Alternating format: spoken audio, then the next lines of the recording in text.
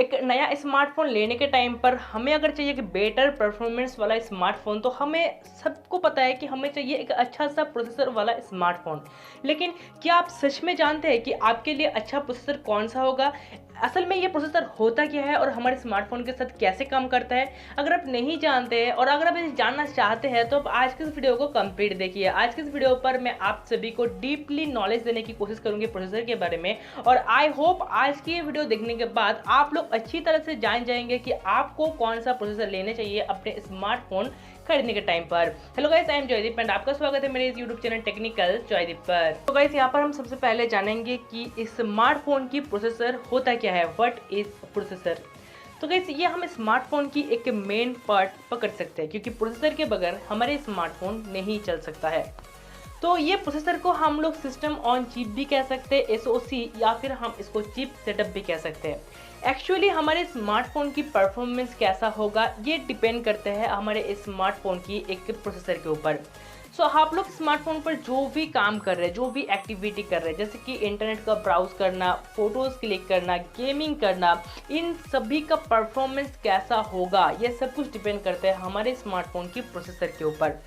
इसके अलावा भी, मतलब सॉफ्टवेयर के अलावा भी हार्डवेयर का भी कुछ कुछ चीज़ हमारे स्मार्टफोन की प्रोसेसर के ऊपर डिपेंड करते हैं। जैसे कि हमारे प्रोसेसर के ऊपर डिपेंड करके ही हमारे स्मार्टफोन की मेगापिक्सल जो कैमरा होती है ये सेट किया जाता है, बैटरी को सेट किया जाता है कि इस प्रोसेसर में कितना मेगापिक्सल तक का कैमरा मतलब सपोर्ट करेगा, कितना एमएच का बैटरी सपोर्ट करेगा। ये सब कुछ जो कंट्रोल होता है हमारे स्मार्टफोन की, वही है हमारे स्मार्टफोन की प्रोसेसर।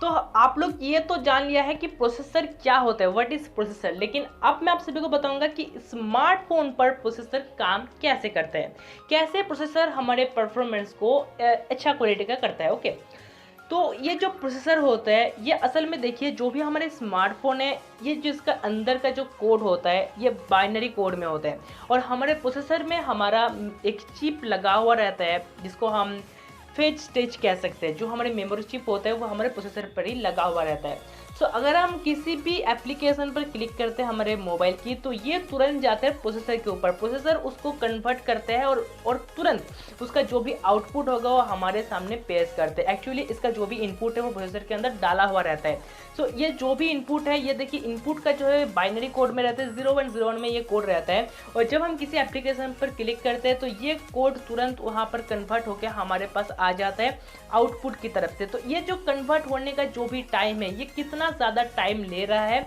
इसी के साथ हमारा मतलब जो प्रोसेसर है इसका परफॉर्मेंस डिपेंड करता है। अगर कोई प्रोसेसर ज़्यादा टाइम ले रहा है तो उस प्रोसेसर का परफॉर्मेंस अच्छा नहीं है। अगर कुछ प्रोसेसर बहुत जल्द ओपन कर रहे हैं किसी भी एप्लीकेशन को, तो ये जो प्रोसेसर है ये अच्छा है, यही हम लोग मान के चलते हैं। तो अभी हम लोग जान चुके हैं कि प्रोसेसर होता क्या है और हमारे स्मार्टफोन के साथ प्रोसेसर कैसे काम करता है। लेकिन प्रोसेसर की स्पीड, या प्रोसेसर की स्पीड को कैसे कैलकुलेट किया जाता है, कैसे मैनेज किया जाता है। तो देखिए, हमारे जो स्मार्टफोन की प्रोसेसर होता है उसका जो प्रोसेसिंग टाइम, मतलब अगर हमने किसी एप्लीकेशन पर क्लिक किया है, हमने उसको इनपुट दिया है, उस इनपुट को वो कन्वर्ट करके हमारे पास आउटपुट देगा।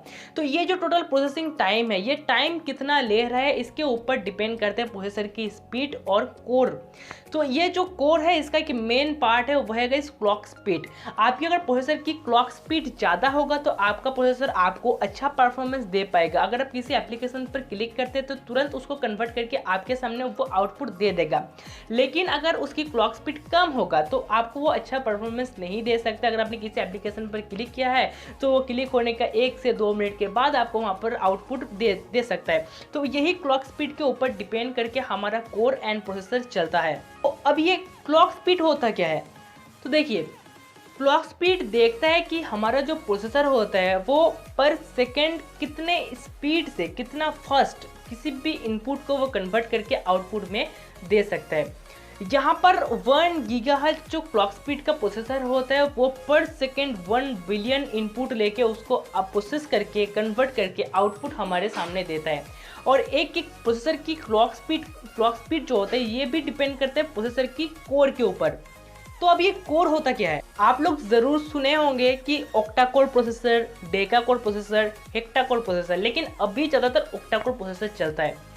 तो ये कोर होता क्या है, तो देखिए, हमारे जो क्लॉक स्पीड होता है, हमारे क्लॉक स्पीड के ऊपर हमारे प्रोसेसर डिपेंड करता है और क्लॉक स्पीड डिपेंड करता है एक एक कोर के ऊपर। तो इसीलिए अभी ज़्यादातर ऑक्टा कोर प्रोसेसर चल रहा है। तो ये जो कोर है ये एक एक पार्ट होता है जो हमारे स्मार्टफोन पर हम लोग जो काम करते हैं। मान लीजिए हमने यहाँ पर 5 एप्लीकेशन को ओपन किया है। सो अभी एक कोर में ये 5 एप्लीकेशन नहीं चल सकता है और क्लॉक स्पीड भी अच्छी तरह से काम नहीं कर सकता है। तो ये कोर क्या करता है, 5 एप्लीकेशन जो है यहाँ पर वो 5 एप्लीकेशन को डिवाइड कर देते हैं अलग अलग कोर में। और जब ये अलग अलग कोर में डिवाइड हो जाता है तब क्लॉक स्पीड भी अच्छी तरह से काम कर सकते हैं और हमारे यहाँ पर जो आउटपुट हमें मिलता है वो एक बहुत भी फर्स्ट हम सभी को आउटपुट मिलता है। अगर हम यहाँ पर सरल भाषा में कहें आप सभी को, तो कोर एक ऐसा चीज़ है जो जितने भी हम लोग इनपुट यहाँ पर हमारे स्मार्टफोन पर देते हैं इसको डिवाइड करता है। डिवाइड करके ये बहुत सारे कोर में डिस्ट्रीब्यूट कर देता है इन सारे इनपुट को आउटपुट करने के लिए और फिर हमारे पास एक अच्छा तरह का आउटपुट बहुत ही जल्द दे सकता है। तो यही है प्रोसेसर की बातें। जो हमारे स्मार्टफोन है ये डिपेंड करते हैं प्रोसेसर के ऊपर और जो प्रोसेसर है ये डिपेंड करते हैं क्लॉक स्पीड के ऊपर और जो ये क्लॉक स्पीड है ये डिपेंड करते हैं एक एक कोर के ऊपर।